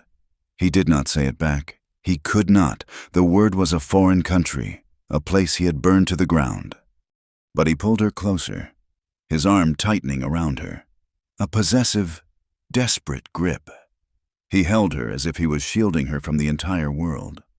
She fell asleep, safe in his arms, the smell of him, the feel of him, imprinted on her skin. Wade Coulter did not sleep. He stared into the dying embers of the fire, holding the woman who had just given him her first and her only choice. He listened to her soft breathing. He watched the firelight play over her face. He knew the bounty man was coming. He knew the world was coming to tear her away from him. He watched her as if he were memorizing her. He memorized the curve of her cheek, the line of her mouth, the exact shade of her hair in the faint red light. He was branding her image onto his soul, preparing for the fight he knew was just beyond the door. The dawn broke cold and gray, chasing the warmth of the night from the cabin. Wade was already dressed when Delilah opened her eyes. He was standing by the door, not oiling his rifle, but sliding shells into the chambers of his shotgun. The intimacy of the night evaporated, replaced by a cold, sharp dread. He had not slept in his bedroll. He had slept with her, his arms a fortress around her. But he had risen before the first light, a man on a mission. "What are you doing?" she asked, her voice thick with sleep and new fear. He didn't turn. The metallic click of a shell sliding home was the only answer for a moment. "They won't stop," he said, his voice flat. "A bounty man. Men like that don't quit. They'll search every ridge, every hollow. They'll find this place." "Then we have to run," she said, scrambling from the cot, pulling the quilt around her. "We can pack the supplies. We can go north, like you said." "Run where?" He turned to face her. His eyes were hard, but not with the coldness she had first seen. This was a different kind of hardness. It was the resolve of a man who had finally drawn a line. "There ain't a place in this territory we can go where a man with a reward won't follow. We'll be looking over our shoulder every day of our lives. You'll be looking over your shoulder." "But you can't. What are you doing?" she asked again, though she already knew. "I'm finishing it." He laid the shotgun against the wall and buckled his pistol belt around his waist. He checked the revolver. "They made you a thief. I'm going to make them unmake it. You're going to town." It was not a question. It was a statement of horror. "Wade, no, they'll kill you. You said it yourself. Elias, Mr. Croft. They have a bounty. They'll have you arrested. They will hang you for helping me." She ran to him, grabbing the front of his rough wool shirt. She was still in her shift, her hair unbound. "You can't, please. I would rather run. I would rather spend my life running with you than have you. Have you die for me. Please, Wade. They are wicked men." He looked down at her, his face a mask of granite. He put his hands on her shoulders. "I've been running my whole life. Delilah, I ran from the war. I ran from what I did. I ran from that woman in the fire. I'm done running." "But this is not your fight," she cried, tears welling. "This is my shame, my past. Don't you see? You're clean of it. If you go there, you'll be stained with it, just like I am." "They're not going to take you again, not while I'm breathing." He bent his head and kissed her. It was not the tender, exploring kiss of the night before. It was a kiss of branding, hard and deep and full of a terrible finality. It tasted of coffee and gunpowder. He pulled away, his hands tight on her arms. "You bolt this door. You keep the pistol. You don't open it for any man, not even the sheriff. You wait for my signal. Do you understand me?" She was sobbing, her hands clutching his shirt. "Don't do this! Don't leave me!" "I'll be back," he said. He unwrapped her fingers from his shirt, his touch gentle but firm. He pushed her back toward the cot. "Bar the door." He picked up the shotgun. He opened the door, stepped out into the cold morning light, and did not look back. Delilah, shaking, ran to the door. She watched him stride to the barn, his back straight, his steps measured. He led steady out, saddled the horse, and mounted in one fluid motion. He rode out of the clearing, the shotgun resting in the crook of his arm. She slammed the door and dropped the heavy wooden bar into place. The sound was a hollow boom, sealing her in.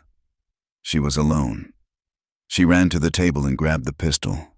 It was cold, heavy, and real. She checked the load as he had shown her hands trembling so badly she nearly dropped the bullets. She sat on the cot, the pistol in her lap, and began to wait. The ride to town was 10 miles of cold mud and wind. Wade did not feel it. The fire in his gut kept him warm. He was not a man given to planning, but he had a plan now. It was simple. It was direct. He would find Croft and Elias Thorne. He would take them to the sheriff. He would make them tell the truth. He would use his words first, and if words failed, he would use the shotgun. He had lived in the shadow of his own sin for so long, he had forgotten what it felt to stand in the light. Delilah, with her choice, with her trust, had pulled him from that shadow, and he would sooner burn the whole world down than let her be dragged back into the darkness. He rode into the center of town. It was just past 9 in the morning. The muddy street was quiet. He ignored the mercantile. He knew where he would find them. He dismounted in front of the saloon, the only one in town. He tied steady to the rail, his movements deliberate. He did not unbuckle his pistol. He took the shotgun from its scabbard. He pushed the swinging doors open and stepped inside. The saloon was dim, smelling of stale beer and unwashed bodies. 3 men were at the bar. The bartender was wiping a glass, and at a table in the back corner sat Silas Croft and Elias Thorne. They were drinking whiskey. When the doors opened, they looked up. Elias's eyes widened. He recognized the mountain man who had bought supplies. Silas Croft just scowled. "We're closed to trappers this early," Croft grunted. Wade did not move from the door. He held the shotgun low, its barrels pointed at the floor, but his thumb was on the hammer. "My name is Wade Coulter," he said. His voice was not loud, but it filled the room. The men at the bar turned slowly. The bartender stopped wiping. "I'm here about the girl," Wade said. Elias Thorne's face went from surprise to a sneer. "The girl? What girl?" "Delilah Rose. The one you sold? The one you lied about?" Silas Croft stood up, his chair scraping on the floor. He was a thick, angry man. "Who in the hell are you? That is my wife, and she is a thief. There's a reward." "She stole nothing," Wade said, his voice dropping an octave. "And she ain't your wife. Not by any law God or man would recognize. You bought her, and Elias here sold her. And you're both liars." Elias Thorne was on his feet now, his face purple. "Now you listen here. That girl is a wicked, sinful runaway. She's my kin, and I'll see her hanged for what she did. She stole $200 from Mr. Croft's safe." "She ran with nothing but a shawl," Wade said, taking a step into the room. "She nearly died in the snow. I found her. I've been feeding her. She had no money." Croft's eyes narrowed. You found her? Then you're harboring a fugitive. You're an accomplice." "I'm the man telling you to call off your dogs," Wade said. "You're both going to walk with me to the sheriff's office. You're going to tell him you lied. You're going to tell him there was no theft, and you're going to rescind the reward." Croft let out a sharp, barking laugh. "You think you can walk in here with that scattergun and tell me what to do, in my own town?" "I'm not telling you," Wade said. "I'm giving you one chance." "Or what?" Elias sneered. He was a coward, but he felt brave with Croft beside him. "You'll shoot us? In front of witnesses?" "I'm hoping I don't have to," Wade said. Croft's hand moved toward the pistol on his own hip. "You're a dead man, Coulter." But Wade was faster. He had been living with violence his entire life. Croft was a merchant who played at being tough. Wade raised the shotgun to his hip. The movement was a blur. "Don't," Wade said. Croft froze, his hand hovering over his gun. "Both of you," Wade said. "Put your pistols on the table. Slow." Croft, his face slick with sweat, unbuckled his belt and let it fall. Elias, shaking, pulled a small revolver from his coat and dropped it. "Now," Wade said, "we walk." He had them. He had won. But he had misjudged Elias Thorne. The man's greed was gone, replaced by a pure, venomous spite. "You're betting her, aren't you?" Elias hissed, his voice like a snake. "That's what this is. You found her, and you've been rutting on my kin like an animal. You're just as foul as she is." Wade's face tightened. "Shut your mouth. Thorne!" "It's the truth, ain't it?" Elias laughed, a high, thin sound. "She was always a sly one. Looked at me with those eyes. I knew what she was, a common whore. And you're her—" Wade did not fire the shotgun. He moved. In 2 long strides, he crossed the room. He slammed the butt of the shotgun into Croft's chest, sending him crashing back over the table. Then he dropped the shotgun and grabbed Elias Thorne by the throat. He lifted the smaller man clear off his feet and slammed him against the wall. The sound of his head hitting the wood was a dull, wet crack. Bottles rattled on the shelf. Wade's vision went red. He saw the woman in the fire. He saw Elias's twisted face.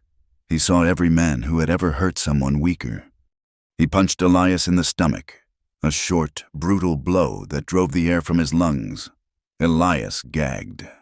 You spit on her name, Wade roared, his voice inhuman. He drew back his fist, a fist calloused from axes and rifles, and aimed it at Elias's face. He was going to kill him. He was going to put his fist through the man's skull. "That's enough, Coulter." The voice was quiet, but it cut through the red haze. Wade froze. His fist was inches from Elias's nose. He turned his head. In the doorway stood the sheriff. He was an older man, with a gray mustache and eyes that had seen too much. He held a Winchester rifle, and it was aimed at Wade's heart. Wade let go of Elias, who crumpled to the floor, coughing and gagging.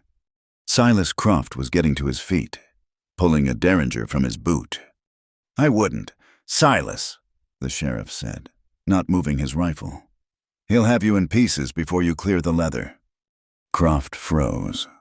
Wade stood, breathing heavily, the rage slowly draining, leaving him cold and shaking. "I saw the whole thing from my office," the sheriff said. "Heard most of it, too." "Sheriff, this man is an accomplice," Croft bellowed, pointing a shaking finger. "He's harboring my wife, the thief!" The sheriff looked at Croft with undisguised contempt. "Silas, you came to me 2 months ago, the morning after that blizzard.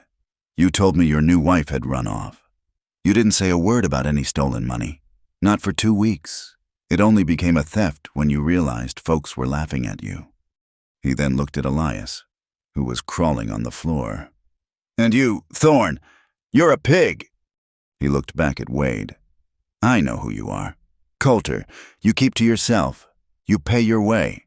You don't cause trouble." "He tried to kill me," Elias wheezed. "You're lucky he didn't," the sheriff said. He looked at Wade, and his eyes were tired. "I was the one who pulled her from the preacher's house. I saw the girl you married, Silas. She was 18.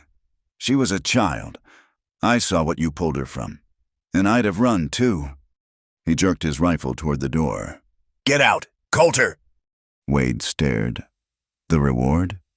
It's a civil matter, far as I'm concerned," the sheriff said. "And I'm not forming a posse to hunt a terrified girl. The bounty man will find no help from my office.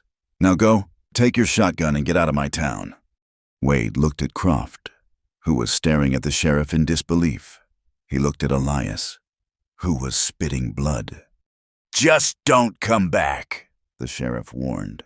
"I can't protect you if you do this again. I can't stop Silas from hiring his own men.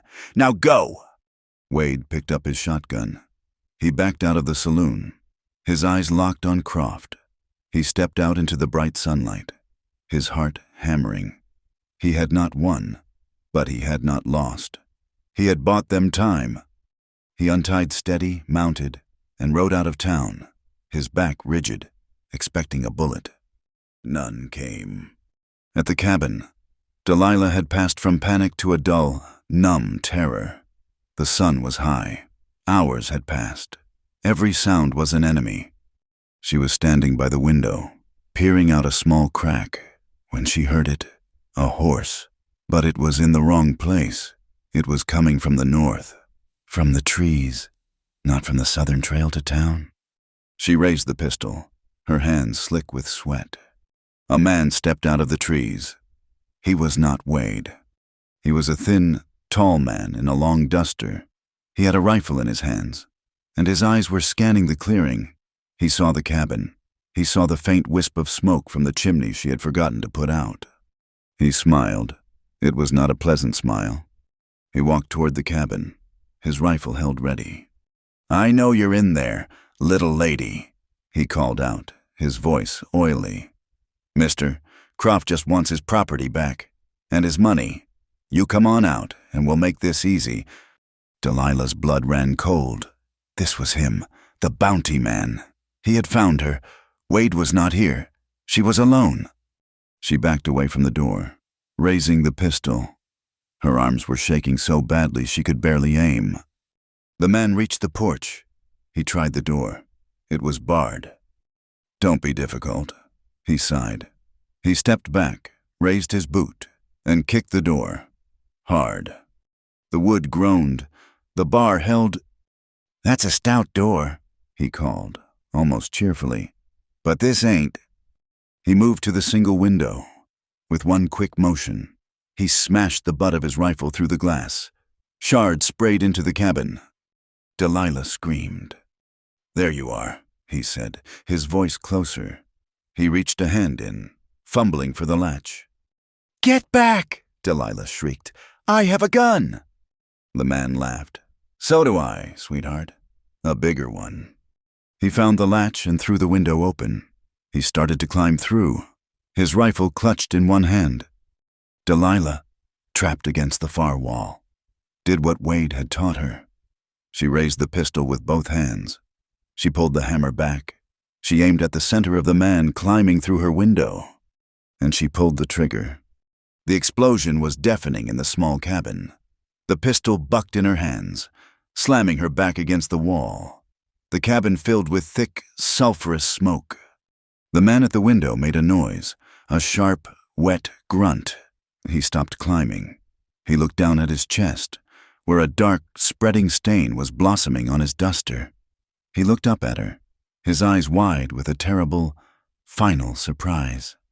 He fell backward out of the window, disappearing from view.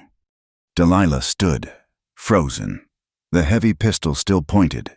The silence that rushed in was more terrible than the gunshot. She was shaking, a violent, bone-deep tremor. She dropped the pistol. It clattered to the floor. She slid down the wall, put her face in her hands, and began to sob. Wade rode back, his horse lathered. He was bruised, his knuckles were split open, and his chest ached where Croft's table had hit him. But he was alive. He was coming home. He whistled his signal as he entered the clearing.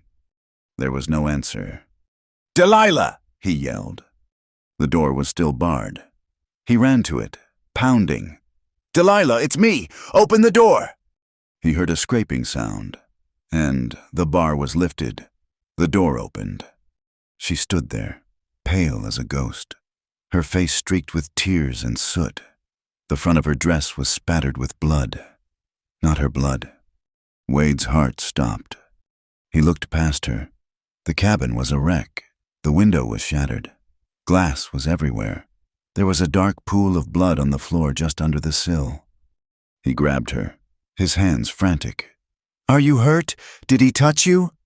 He came," she whispered, her voice hollow. "The bounty man. He broke the window. He was climbing in." Wade looked at her, then at the floor, then at the smoking pistol lying by the hearth.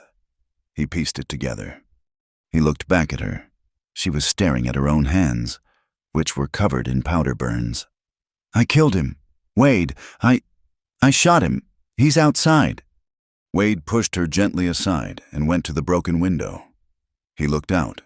The bounty man was lying in the mud, his eyes open to the sky. He was dead. Wade turned. He looked at Delilah, who was shaking so hard she could barely stand. He looked at the shattered window, at the blood, at the gun. He saw what she had been forced to do. He saw the violence he had brought to her. He saw the man she had become to survive. The strength that had held him up in the saloon. The rage that had fueled his ride. It all drained away. He had failed. He had left her. He had sworn to protect her. And he had left her to face this, the worst of it, alone.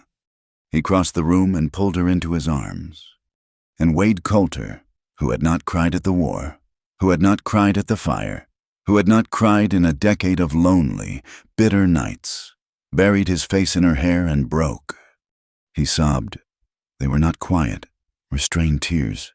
They were deep, gasping, agonizing sobs that tore from his chest.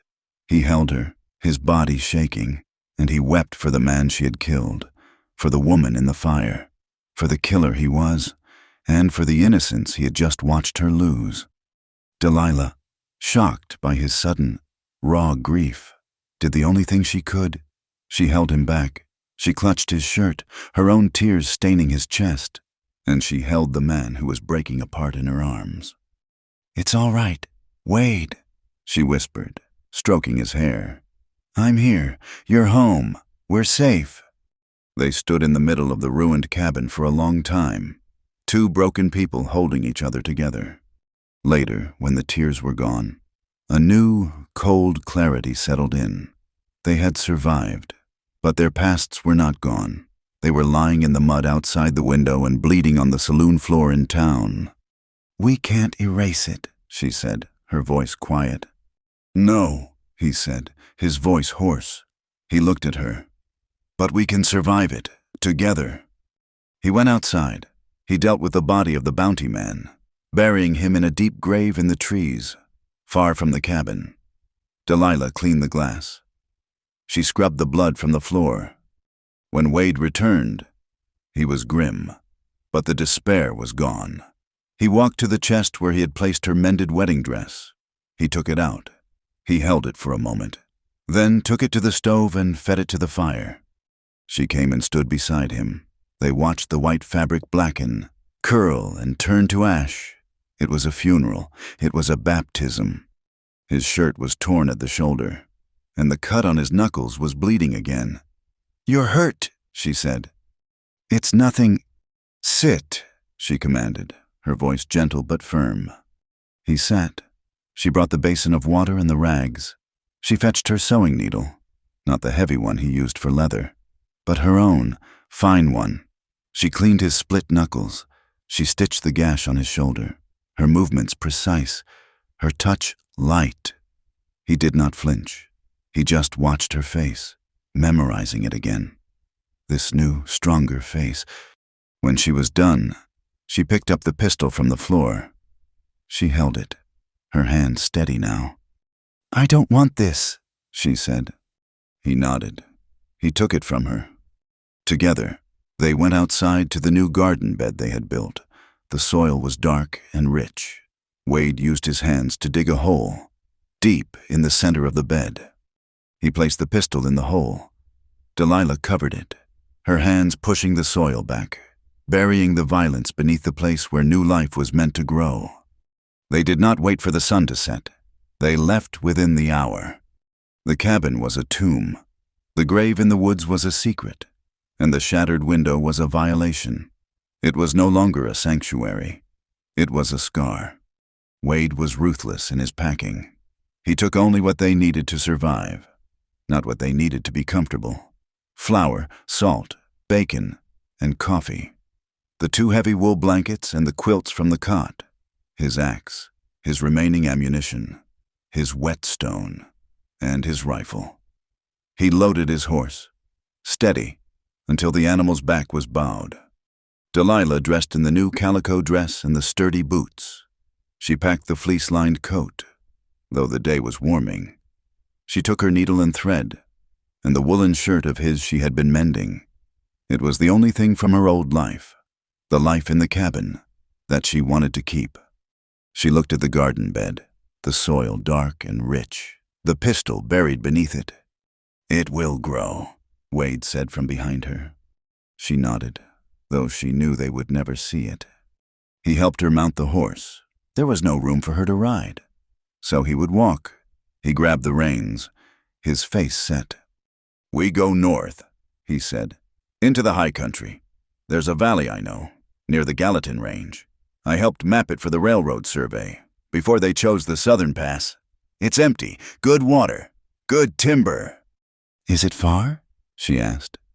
"Far enough." He did not look back. Delilah did. She watched the small log cabin, the place where she had been reborn, shrink until the pines swallowed it.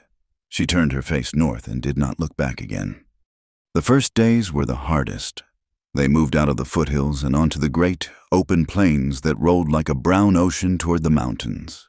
The sky was enormous, a vast pale blue that offered no shade and no comfort. Here, there was nowhere to hide. Wade was relentless. He walked from before dawn until after dusk, his eyes constantly scanning the horizon behind them. He was looking for the dust cloud of riders. Delilah, perched on the horse, felt every muscle ache. Her guilt was heavy. He was walking while she rode. I can walk, She offered on the second day. you should ride. He shook his head, not slowing his pace. Horses carrying supplies for two. And you're not healed. Not really. You walk on this ground, your feet will open up again. He was protecting her, but his protection felt like a renewed debt. That night, they made a cold camp. No fire. The risk of the smoke being seen was too great. They ate dry bacon and cold beans, huddled behind a low rise in the prairie, the wind pulling at the blankets. He took the first watch, sitting with the shotgun across his knees, a dark shape against the stars. Delilah lay wrapped in the quilts, pretending to sleep. She watched him. He had not truly spoken to her since they fled. The easy rhythm of the cabin was gone, replaced by the grim tension of the escape. She knew what he was seeing. He was seeing the man she had shot. He was seeing the blood on her dress. He was seeing the broken, violent thing she had become. The woman he had kissed, the woman who had made a choice, was gone. In her place was a killer. The thought made her cold, colder than the wind. On the third night, Wade finally found a place he deemed safe enough for a fire. They were in a deep ravine, a dry creek bed carved into the plains, hidden from the open. The small fire of dried brush was a blessing. The heat seeped into her bones. He cooked rabbit he had snared, and the smell of the roasting meat was the first good thing she had known in days. They ate in their usual silence. The silence stretched to fill it, to prove she was not the monster she felt herself to be. Delilah began to hum. It was an absent-minded sound, a melody that lived in her bones. It was the lullaby her mother had sung, a simple, sad tune from the old country. She hummed, staring into the small fire. Across from her, Wade froze. His hands, which were cleaning his knife, went still. He watched her, his face strange in the flickering light. Delilah stopped, embarrassed. I'm sorry, it's just, my mother used to sing it. Don't stop, he said, his voice rough. She looked at him, surprised. She started again, her voice low, barely audible over the wind. She hummed the tune, and then, finding her courage, she sang the words. They were simple words, about a lost boat and the moon. When she finished, the silence that returned was different. It was soft. It's beautiful, he said. She was the only one who sang, Delilah whispered. Elias hated it. He said it was frivolous. He was a fool, Wade said. He looked down at the knife in his hands. My mother used to sing, before my father drank himself into the ground. I'd forgotten what it sounded like. A woman singing. He looked up, and his eyes were dark with memory. All I hear most nights is screaming. She knew he meant the war. She knew he meant the woman in the fire. The woman you lost, she said softly. The one you told me about. He nodded, his jaw tight. He had never told her the whole of it, only that he had tried to save someone. He had been a soldier. He had lit a fire. He had failed. He took a deep breath. He owed her the rest. He owed her the truth of the man she had given herself to. She wasn't a girl, he said, his voice a rasp. Not like that. She wasn't mine to lose. She was a settler's wife, in Kansas, the one from the fire I told you about. I know, Delilah said. No, he said, his gaze intense. I didn't just fail to save her. I was the one. I lit the fire that trapped her. Delilah held her breath. We were told they were traitors. We were told to burn them out. I was just following orders. I didn't think, I just did. He stared into the fire, but he was seeing another fire, a bigger one. I saw her in the window. She was holding her baby. I yelled for her to jump. I said I would catch her. He looked at Delilah, his face etched with a pain so deep it was a part of his bones. She didn't scream for help. Delilah, she looked at me, and she cursed me. She called me a butcher, a devil, and she looked at me with such hate. It was a pure thing, and she was right. His voice broke. She turned her back on me. She walked into the flames with her child. She chose to burn. She chose it over my help. Over me. He put his head in his hands. That's what I lost. Not a woman, not a love. I lost my soul. I saw what I was. I was the monster. And I've been hiding from that look in her eyes ever since. Delilah's heart ached. She moved around the fire, her knees brushing the dirt. She knelt beside him. She did not touch him. She was wrong, Wade, she whispered. He looked up, his eyes wrecked. She was wrong, Delilah repeated, her voice fierce. She was in pain. She was terrified. She didn't see the man. She only saw the uniform. She only saw the fire. You were a man following orders, just like I was a girl following Elias. We both did what we had to survive. She died, he choked out. And I lived, Delilah said. Because you were there. You are not the man she saw. You are the man who pulled me from the snow. You are the man who held me when I cried. You are not a monster. You are just a man. He looked at her earnest, clear eyes. He saw no judgment. He saw no fear. He saw acceptance. He reached out and touched her cheek, his rough, calloused hand trembling. And what are you, Delilah Rose? I'm the woman who killed a man to protect your home, she said, her voice shaking but firm. I'm just as stained as you are. Wade, we're the same. He stared at her. He had seen her as an innocent, a victim. He had seen himself as her protector, her corrupter. He had never seen them as equals. He leaned in and kissed her. It was a kiss of profound, shattering gratitude. It was a kiss of equals. We need to sleep, he whispered, pulling away. Tomorrow we reach the high country. He laid out the bedrolls. That night, for the first time on the plains, he did not lay them apart. He laid them side by side. They will build a cabin, he said into the darkness, as they lay looking at the stars. Just them. No past names, no chains. Delilah knew he was talking about them. A small one, she whispered back, playing the game. With a real garden bed and a window that faces the sun. No one will know them, Wade continued, his voice softer. He will hunt. She will sing. Delilah smiled in the dark. She slipped her hand into his. He gripped it, his fingers lacing with hers, and for the first time since she had fled her wedding night, she slept without dreaming. They traveled for 2 more days, climbing. The air grew thinner, cleaner. The landscape changed from brown hills to great, gray tusks of granite. They followed a narrow, rushing river, the one Wade had remembered, up into a pass. On the 5th day, the sky turned a dark, bruised purple. The wind, which had been at their backs, began to howl. A storm! Wade yelled over the sound. A bad one. We need to get off this ridge.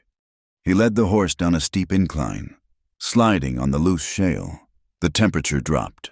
The first drops of rain, icy and hard, began to fall. There, he pointed. A small overhang of rock, barely a cave, offered minimal shelter. He pulled Delilah from the horse, untied the heavy canvas tent and the bedrolls. Hold this! The wind tore at the canvas, trying to rip it from her hands. Rain turned to sleet. It was a vicious, high-country storm, appearing from nowhere. Wade fought the tent, his curses ripped away by the wind. He finally got it staked. A small, low wedge of canvas huddled against the rock. Get inside, he roared. Delilah scrambled in, dragging the quilts. He threw the supplies in after her and then dove in himself, pulling the flap closed, tying it against the wind. The world vanished. There was only the sound of the wind screaming, the sleet hammering the canvas, and the close, humid darkness of the tent. It was tiny, far smaller than the cabin. They were pressed together, shoulder to shoulder, knee to knee. The air was cold, But the combined body heat and the heavy wool blankets began to create a small pocket of warmth. Delilah was trembling. The sudden violence of the storm, the primal noise, it brought back the fear of the blizzard. She huddled into herself. Wade, his coat dripping, put his arm around her. He did not say anything. He just pulled her against his side, offering his warmth. She leaned into him, her head resting on his shoulder. They sat like that for a long time, listening to the world try to tear itself apart just inches from their faces. The tent was a small, fragile island. They were the only two people alive. He could feel her shivering. He could smell the damp wool of her hair, the clean, faint scent of her skin. He had not touched her. Not truly since that night in the cabin. He had been too afraid. Afraid of what he was. Afraid of what she had become. Now, that all seemed foolish. "Delilah," he said, his voice a low rumble beneath her ear. She looked up. In the near-total darkness, she could only see the faint outline of his face, the gleam of his eyes. "That night," he said, his voice hoarse, "in the cabin, when we—" She tensed, not knowing what he would say. "I want you every night like that first one," he whispered, the words raw, pulled from the deepest part of him. He had never spoken like this. He had never known how. "I want to feel you safe. I want you. Always. But only if you want it too." He had given her the choice once. He was giving it to her again. He was asking. Delilah felt a warmth spread through her that had nothing to do with the blankets. It was the feeling of being wanted, not just needed, of being desired, not just claimed. She thought of that night, the hesitation, the tenderness, the discovery, and the pain. She pressed her face into his neck. "It still hurts," she whispered, her confession a breath against his skin. "Just a little. I am not built for it. I think—" He tensed, about to pull away, his shame returning. "Delilah, I'm sorry. No," she said, stopping him. She put her hand on his chest, feeling his heart. "You don't understand." She pulled back just enough to look at him. "It still hurts, but now I know it's not the pain that matters." She touched his face, her fingers tracing the scar on his jaw. "It's what comes after. It's the feeling. When you hold me. When you kiss my scars. When I'm not. When I don't feel alone." She leaned in and kissed him. "I want what comes after. Wade, I want you." He kissed her back, a deep, slow kiss that was full of the storm outside and the peace inside. He eased her down onto the bedrolls, his movements slow, deliberate, in the close darkness. It was not the desperate, pained coupling of the cabin. It was a slow, knowing, mutual comfort. It was two survivors, two equals, two killers, finding a quiet, gentle solace in the heart of a howling wilderness. The storm broke at dawn. They emerged from the tent, stiff and cold, but whole. The air was washed clean, the sky was a sharp, clear blue, and before them, the pass opened up. Wade stood, shielding his eyes. "There!" Delilah came to stand beside him. Below them lay a valley. It was long and narrow. A green ribbon protected on all sides by high, snow-capped mountains. A river, the one they had followed, snaked through the middle of it. It was covered in pines and aspens, and wide, grassy meadows. It was untouched. It was empty. It was, Delilah thought, the most beautiful place she had ever seen. "This is it?" she whispered. "This is it," Wade said. He looked at her, and for the first time, she saw the lines of pain around his eyes ease. He looked, for a moment, like a young man. He smiled. It was a real smile, one that reached his eyes. "It's perfect," she said. They made their way down into the valley. They found a spot near the river, a wide, flat meadow sheltered by a stand of tall cottonwoods. This would be the place. They made a new camp. This one was different. Wade unpacked all the supplies. He set up the tent properly. He built a permanent fire pit with stones from the river. They worked. They had no cabin, but they had a home. The final scene found them there. Weeks later, the valley was theirs. They had seen no sign of another human. The air was warm with late spring. They were by their new fire, not for survival, but for supper.